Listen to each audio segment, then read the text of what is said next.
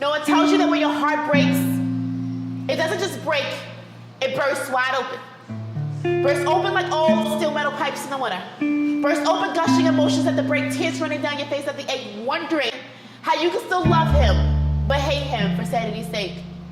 No one tells you the sinking feeling you feel every time you think about the last time. The last time there was a good time, and in that time you consider for only a second the bad times is really that bad of a time. Because your bed, after the last time, was just a little too lonely, and you're just a little too horny. And you wonder for the millionth time if you could just stop crying, if you just stop feeling, if you could just start healing. But nothing seems to heal the pain you're concealing, for the spirit is willing, but the flesh is weak. Weak for a man who has you weak in the knees you can hardly speak. Healing made harder when the world reminds you that you're only as worth as much as the man you're tied to. Doesn't matter if he beats your eye blue. Doesn't matter if he has more than one or two, just as long as somebody claims you.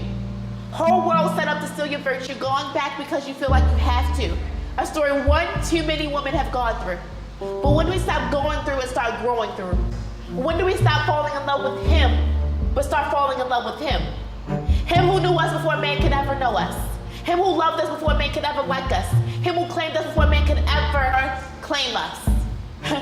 But instead, we rather lie in bed with the man who has us walking dead, brain dead in the head. But thank God, there is a God who raised us from the dead. Thank God there is a God who heals the heart and restores the mind, who gets you off this emotional roller coaster, and for real this time. Because I know what it's like to be on that emotional roller coaster. 2 years ago, I was in a relationship. Happy and high because finally, I could say I was somebody's. Because I grew up as that girl, never quite fitting in, never in a clique, until one day, I got the very thing I believed any girl who was worth something had. A man. Or at least a boy that I thought was a man. Finally, I thought I had somebody for me. Finally, I thought I had somebody who wanted me and only me. But the crazy thing was, he was actually for somebody else. He was married with a child at home. And never in my life had I ever felt so stupid. Never in my life had I ever felt so used. Hate burned my heart, confusion filled my head. All I wanted to do was stop feeling. I wanted to stop crying, so I called on God. And I remember begging him to remove the hate in my heart. I remember begging him to remove the pain. And I remember a weight being lifted. I remember peace surrounding me. And I remember being able to take a step off that bathroom floor. And that step was the first step to the rest of my healing.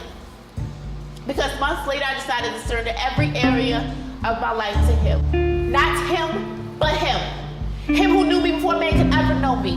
Him who loved me before man could ever like me. Him who claimed me before man could ever claim me. All of my weaknesses, all of my desires, I traded for his. I traded my thoughts for his thoughts. I traded my will for his will. I traded my perspective for his perspective. And now I understand, in order to grow to this, I needed to grow through that. And although some days my flesh gets weak and my feet try to falter, I remember the promise and I remember the vow. I remember the happiness I found. I remember the joy I found. I remember the peace I felt. And now I can't help but laugh without fear of the future. Now I can speak peace over my enemies. Now I can love myself without giving up myself. So don't count your pain a loss when it is a gain, knowing that you don't have to be bitter when a better you is coming. All you have to do is surrender to him. Surrender your weaknesses to him. Surrender your temptations to him. Surrender your pain. Surrender your heart to him. Knowing that he will clothe you with strength and dignity. Knowing that you can laugh without fear of the future. Knowing that when the world looks at you, they can call you blessed. So don't believe this world when they tell you have to be bitter when you are better. For the many women in this world, but you surpass them all. For you act like a lady and think like